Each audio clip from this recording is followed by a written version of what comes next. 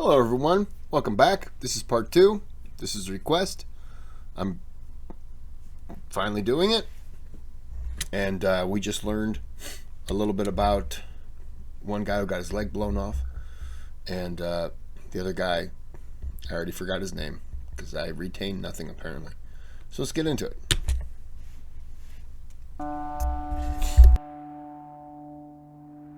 This, the world's ultimate medal, was deliberately designed to be simple. In fact, when it was unveiled in 1857, the critics were horrified. The Times called it poor-looking and mean in the extreme. Mean? People were used to medals like chandeliers as big and as glitzy as firework night. It was always assumed that the grander the medal, the brighter it should be.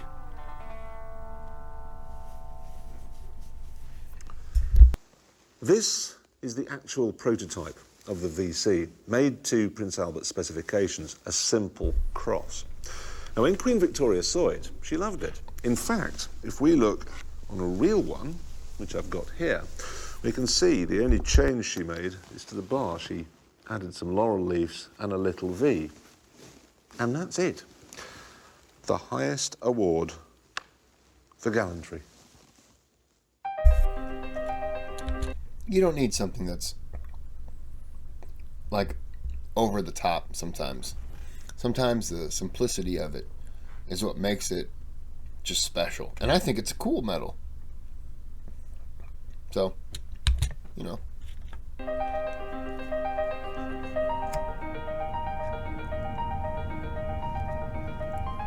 Strangely, the metal from which all VCs are made is not kept at the Palace or under the Bank of England.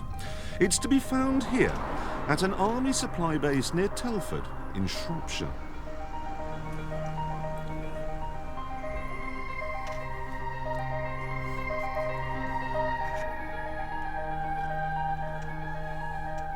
It's in these sinister buildings that the army stores its rifles, its machine guns, its artillery pieces, its nuclear and chemical warfare suits. 250,000 items with a combined value of £1.4 billion, enough to win a small war.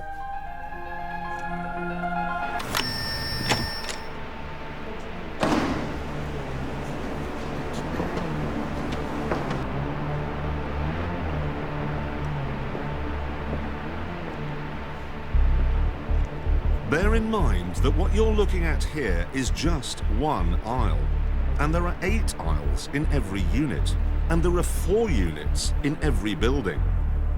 And there are 20 buildings.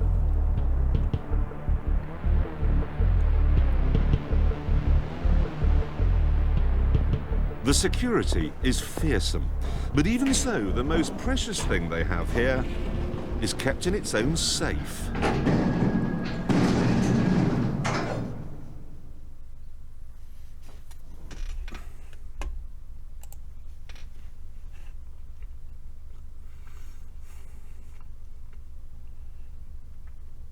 Come on.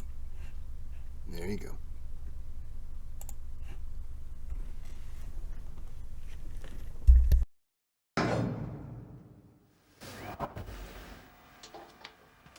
A safe with its own alarm and its own all-seeing CCTV camera. This is it. It's a lump of bronze from a Chinese-made cannon that was captured from the Russians at Sevastopol in the Crimean War. And it's from this lump of metal that all Victoria Crosses are made. Now, you'd expect the delicate job of creating a VC to be handled by a household name like Garrard's or Asprey. But no. Every time a new batch of medals is needed, a slice is peeled from the original lump and taken by military escort to a tiny jeweller's in London's Burlington Arcade. Hancocks have made the medal since the day it was created, and it's always given their craftsmen a bit of a headache. It's made of very insignificant, valueless metal. The metal itself I suppose the right word is unstable. It's not nice metal like pure copper or pure silver or pure gold or even pure bronze. It comes, as most people seem to know, from cannons which were captured. So it's already been used once, and the more often you use it, the less stable it becomes. Down in the vaults of this jeweller's you will find 7 VCs, the last of a batch that was cast over 30 years ago. I think it's cool from a cannonball. Like, that's creative as hell. They're all unengraved. They're all waiting for an owner. All VCs are going to look alike, but what makes them unique, of course, is the information on the back. The engraving of the man's name and regiment and the date. And until they are issued, they are literally valueless. 1942, 3, 4, that sort of time, Hancocks were charging £1.10, £1.50 in our modern language, to each of the services. And now, a VC which may have cost those sorts of sums in 1943 could well be worth on the market £150,000 to £200,000. It does actually become priceless once it's been issued, because it can be identified for a particular man on a particular day in a particular action. And it's the history which is carried forward. So, as a piece of jewellery, the Victoria Cross is worthless. But as Queen Victoria understood all along, the medal itself isn't important. It's the story that goes with it that matters. And the medal itself is valueless. But what the medal stands for, and then it's placed on a person, given to that person, and that person's wearing it, that medal then means something. Because the attachment of it to a person, yes. I mean, I think everyone could say that with virtually any medal, you know. But, yeah. I could see, yeah, it's totally valueless. If you steal one, oh, let me see it, and they look on the back and there's nothing, oh, you get the cops called on you, as you should. You know? Completely. Back in Arnhem, Major Robert Kane's VC story was about to begin. That guy has a sweet mustache, though. Despite the losses suffered by Kane and the South Staffs in the German ambush earlier that day, the British still saw this as a setback rather than a defeat. And Kane's next task was to come here to a nearby hill called Den Brink. His orders were to seize the hill, hold it, and use the high ground to provide covering fire. Kane made it to the high ground, no problem at all, but he and his men couldn't dig protective trenches because, unsurprisingly, the whole area was crisscrossed with tree roots. Look, they're everywhere, and all they had were these pathetic little trenching tools. So, they were completely exposed when the tanks came.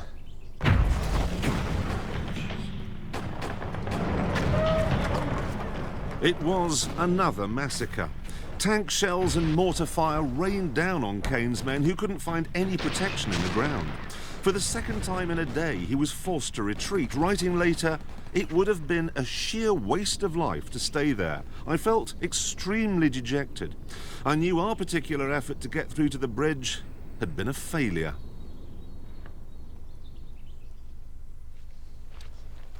Kane took 100 men to the top of that ridge, but when he came down 90 minutes later, 40 of them were gone. Now, he says he was dejected, but eyewitnesses say he was anything but. They say he was bloody angry. He was dejected because he didn't get to the bridge. But yeah, I can understand him being pissed because he's had 2 actions and both of them have been ambushes. So he's probably thinking, what are we doing here? What's going on? Why is this happening to us? How are they doing this to us? How are they finding this, where we are out? What's going on? Da, da, da. And he's also probably mad that we showed up a day late. And so he's got a lot of stuff going through his mind, and now he's watching his men get killed, and he's getting pissed. Yeah. We could all relate. Robert Kane, the affable man who bought the drinks in the bar, had now become an angry warrior. So is anger the fuel which stokes the fire of a VC winner?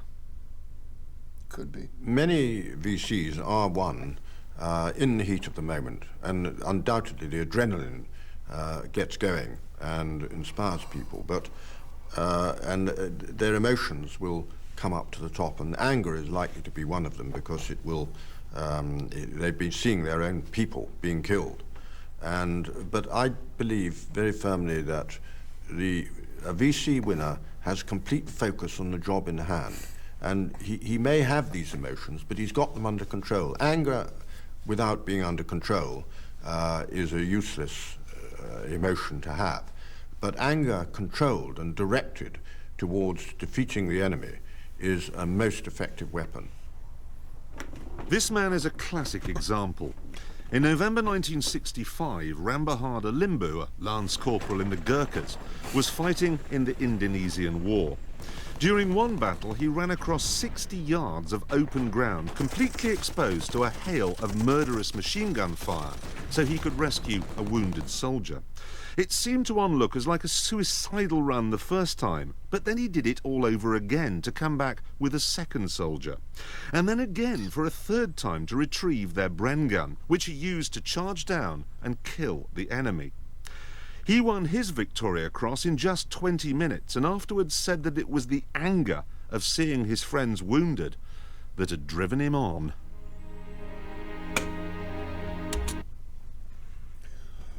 What kind of breed do you guys have over there in England? What's happening? That's a one-man army. You got a one-legged pilot. You got a guy who's just running 60 yards to rescue people, and then decides, all right, look, I've had enough of this, and then he just goes and kills everyone. What's happening? What kind of warriors do you guys have going on over there? My goodness. Limbu is a rare breed, one of only 15 VC winners who are still alive today. They've all faced death in its most horrendous way, or most obvious way, and they've cheated death, and they don't have to prove anything to anybody. Hell no, they don't. They're at peace with themselves.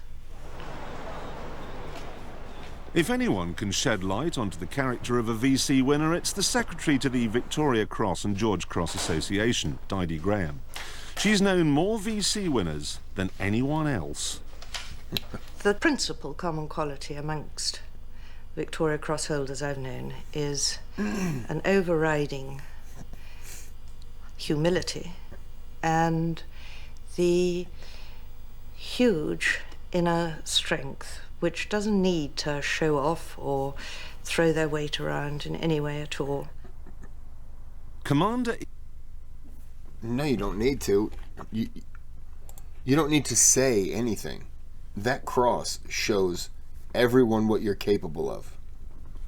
And no one needs to question how you got it. They see you have it. They should just look at it and be like, oh, you're one of those guys. Gotcha. Commander Ian Fraser typifies this modesty.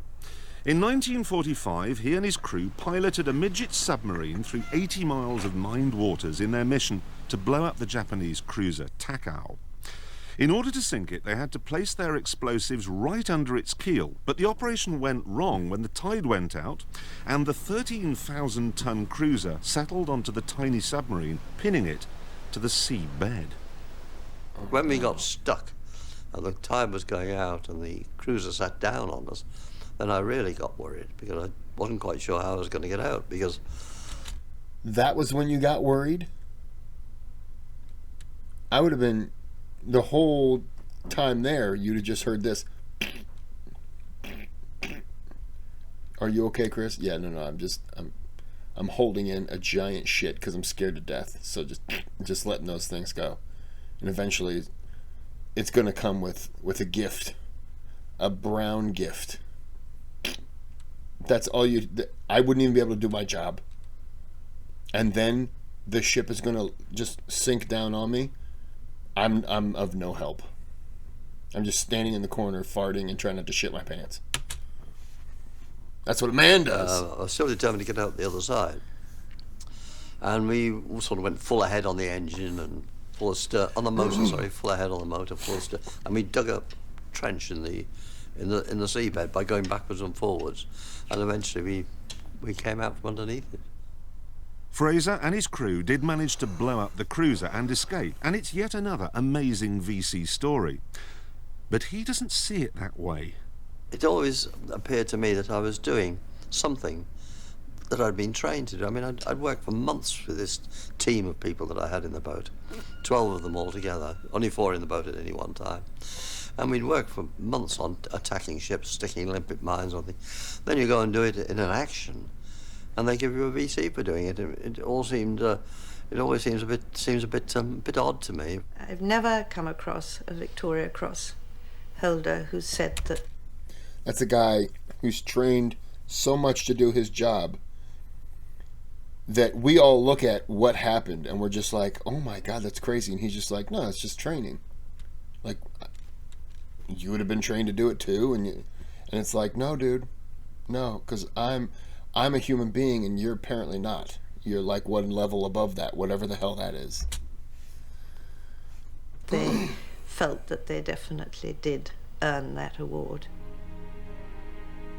Another common characteristic is that they all seem to show a sense of responsibility. There's an interesting statistic with the VCs, which is that 75% of them were the responsible child of an early widowed mother or the responsible child in a large family.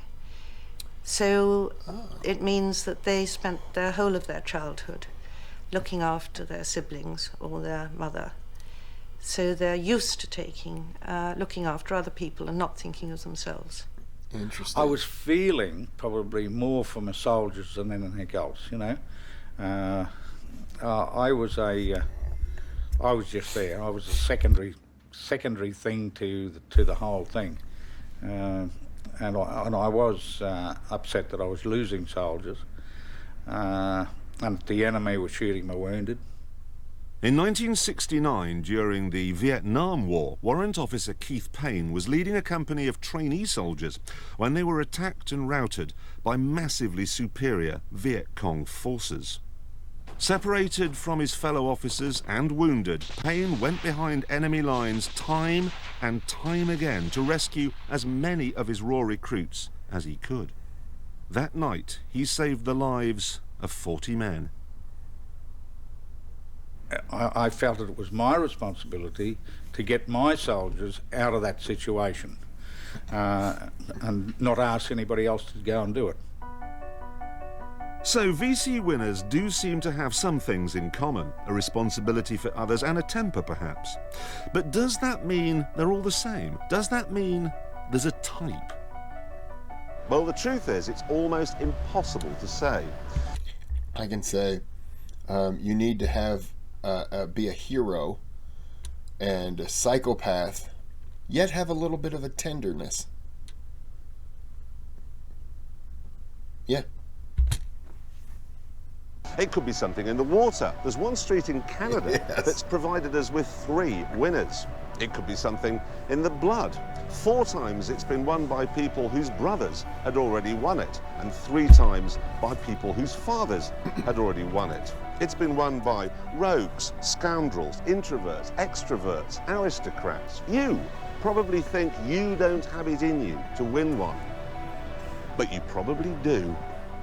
Once people do meet us, we're just ordinary people. They know we're ordinary people, and we're, you know, shave and all the rest of the things that people do. But I think they also recognise the fact that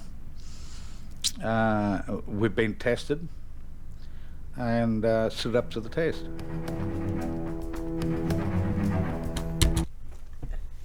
Oh, 30 minutes exactly.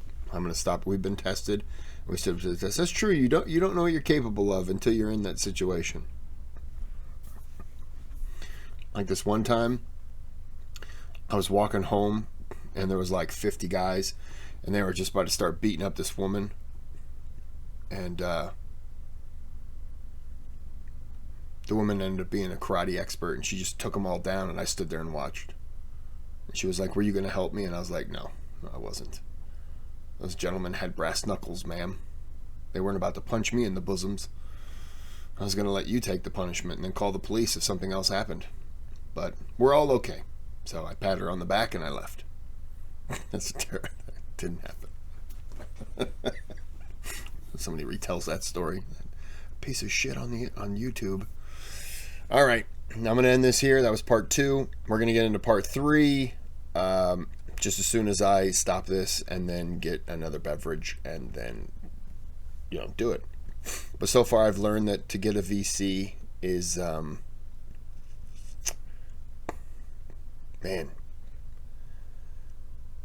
I don't know. People just step up and, you do things you maybe don't know you're capable of till you're in that moment. But I don't know. So I'm going to end this here. Thanks for watching. Have a good day. Have a good night.